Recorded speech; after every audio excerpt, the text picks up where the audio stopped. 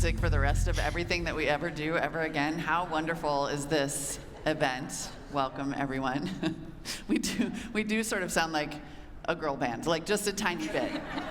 I'm just going to own that up front. I am thrilled. I am Molly Wood. I'm thrilled to be on this panel. I am going to have each of you introduce yourselves one at a time. I know that AI and biodiversity on its face sounds like a slightly unlikely set of bedfellows, but we're going to explain why it actually all really does come together. And as we mentioned, please, I'm going to have each of you introduce yourselves, tell me what you're doing and how it intersects with biodiversity. And Melanie, I'll start with you. Great. Thank you, and hi, everyone. I'm Melanie Nakagawa. I'm Microsoft's Chief Sustainability Officer, and thrilled to be on this panel. Really excited to get into the discussion about the role of AI in these critical ecosystems, and we'll get into where the data is, where the technology is, but needless to say, hopefully by the end of this 17 minutes, you'll walk out with a couple really great concrete examples of how technology solutions are really closing important data gaps. Great. Elizabeth.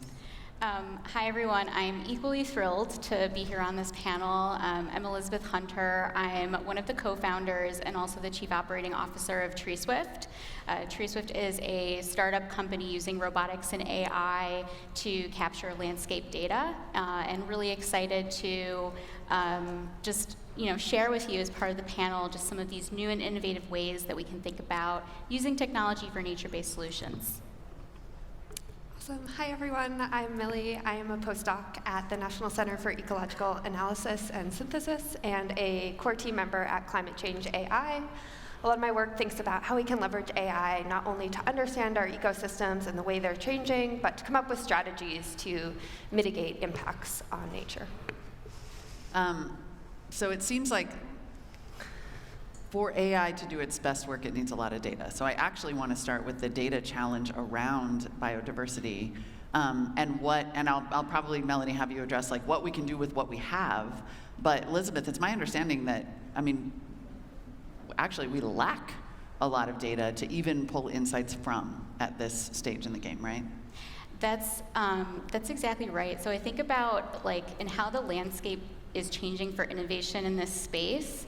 There's two things that I'm really excited about. There's AI, and that is really crunching and synthesizing, coalescing, and looking at the insights that we can get from all of these really incredible data sources that are available to us. But on the flip side of that, there's the source. And I think one of the things as a technologist I'm super excited about is using technologies like robotics that we're really putting into practice at Treeswift to fill in those gaps and think about new sources, new views, new perspectives of how we can actually interact and gather this data across the landscape. A really concrete example of this is at Treeswift, we focus on data in forests, so above ground biomass. These really important carbon stocks that are critical to net zero goals, et cetera. And so one of the things that has been longstanding, at least in forestry and some of these solutions, is looking at sources of data from kind of a bird's eye view, so over the canopy. No pun intended. No pun intended. And at Treeswift, we're really filling that gap. So with robotics, we can come in, we can actually work in concert with boots on the ground to have this view and kind of this new data source of under canopy.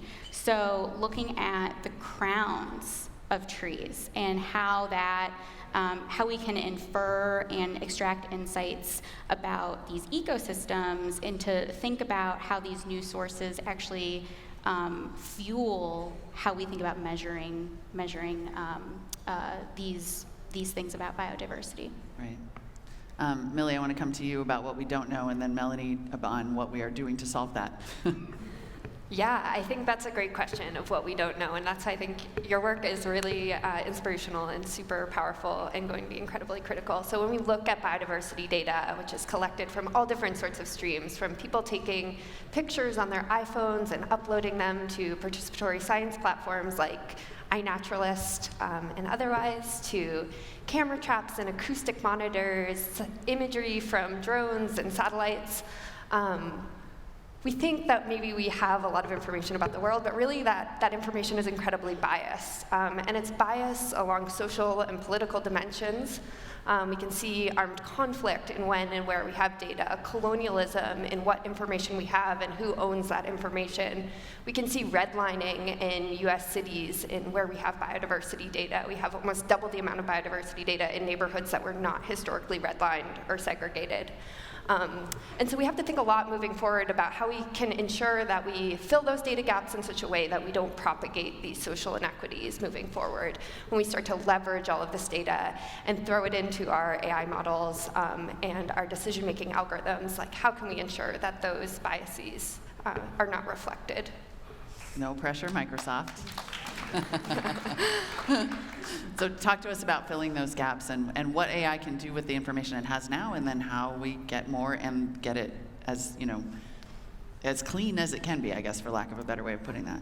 Sure. So I think we haven't used the 7% figure yet, so let's put that out there. Put that out there, I think yeah. we both skirted past it. So 7% is the amount of actual data we have for our biodiversity and our ecosystems to date. So you talked about all these incredible technologies that are out there, from Landsat to satellites to soil, and that's fantastic. We're getting a lot of data from that. But that only covers around 7% of the data. So we're using AI to fill some of those data gaps that are out there. But frankly, the next piece is, why should we be doing this? What are the insights you can get from this information? I thought you did a great job talking about in the land space of understanding where those trees are growing and how they're growing. You can also use satellite imagery to know where deforestation could happen or is happening, because you could see when roads are being cut through forest to do greater deforestation and greater tree cutting. And you can see those things in advance before they actually get to the cutting of the forests, and alert the authorities and start to actually address deforestation earlier in the game. So there's an organization we're working with called Amazon, and that's one that's looking at Brazilian deforestation and trying to catch that before it happens. Another area is in poaching, wildlife trafficking and poaching that happens, which is sort of a shocking figure about the number of animals that are poached on an annual basis. But you can use satellite imagery and this type of technology to start to see where humans are entering these different areas and these forest landscapes or these ecosystems to, again, alert the authorities as to where humans are entering these areas to get the authorities there earlier to respond. And then another area where you can use technology and satellite imagery and ecosystem analysis is around wildfires. And you can see that on two sides. So you talk about the importance of trees. The other side of it, the importance of trees for conservation, for environmental protection, for biodiversity and ecosystem services, also as carbon sinks, which are really important for the climate crisis that we are all working, so especially those in the room, to combat. But the other side of forests is when they burn, they emit carbon. And so last year, I think it's around 7 gigatons, I think is the stat, that wildfires, the carbon from wildfires emitted. So if we can do better resilience and optimization and prediction around responding to and addressing wildfires, we also have multiple benefits that come from that. And so one of the ways we've been doing that is you can use technology and AI to look at large ecosystems to understand what's at risk, what are the factors that predict or increase the chances of hotter fires or more complex fires, and again, allocate resources directed at that to get out in front. The other piece too to the wildfire space is recently, after the devastation in Maui and the Lahaina fires, Microsoft partnered with Planet Labs to be able to provide responders and policymakers and others with information using AI to analyze the maps to understand exactly where the fire, how far the fire went, what was affected, to really think about the post-disaster recovery side and how do you use these type of map imagery when you couldn't physically get access to certain areas. You can use that imagery to help people better understand what's happening. So there's really interesting, kind of examples of how do you bring technology together with AI to close some of those gaps to yield, benefits for both people and planet. Yeah, I love these specific examples because, as we mentioned, these can seem like strange bedfellows, but all of you have effectively determined that we should stipulate technology is going to be crucial in terms of gathering and the types of insights you mentioned. Let's turn to this idea of insights and action, because it sort of feels like we've all known that a lot of surveillance, a lot of satellite technology can gather data. The question that it seems like this next generation of AI is poised to answer is, cool, now what? So maybe I'll just come back this way. I'll start with you, Millie. Cool, now what? What can we do in terms of these insights and actions that we maybe couldn't do before? Yeah, just a small question. Yeah. But I think going back to this You have 8 minutes. Perfect. Going back to this example of wildfires, if we all of a sudden now can understand where wildfires are, we can predict their spread at kind of unprecedented scales, we can then leverage this information and kind of the other flip side of AI, which is coming up with strategies to kind of suppress those fires or to mitigate their spread using like optimization algorithms. A lot of my work is thinking about how we can use all of this massive amounts of biodiversity data to think about how we prioritize investment in conservation, in restoration, in sustainable management on agricultural landscapes. So if we have all of this information, maybe it can help us make more strategic investments in these conservation measures. So I think we kind of voiced the 7% statistic. Another kind of stat or thinking about the wildfire specific kind of use case is forests cover 30% of our planet.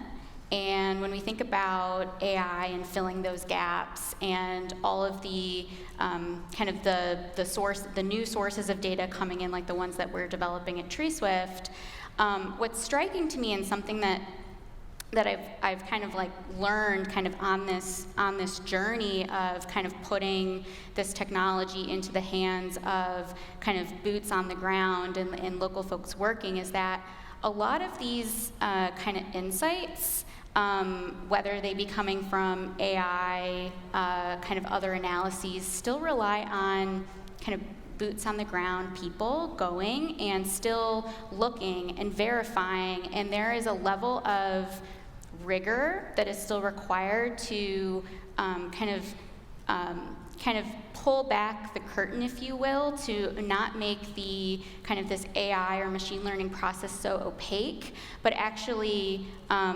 going on the ground and verifying and making things more transparent. So in the case of wildfires, one of the things that's really important is to understand the health of kind of the health of trees, how those pose a risk to various assets that can start wildfires.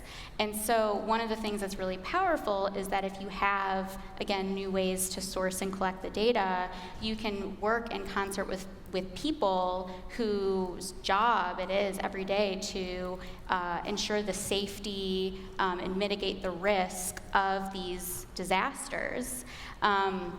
And so I think it's a lot of times we think about, or there's a lot of kind of conversations about what does this AI mean? Is it kind of replacing or kind of how is it coming into the conversation with folks kind of doing this most important work?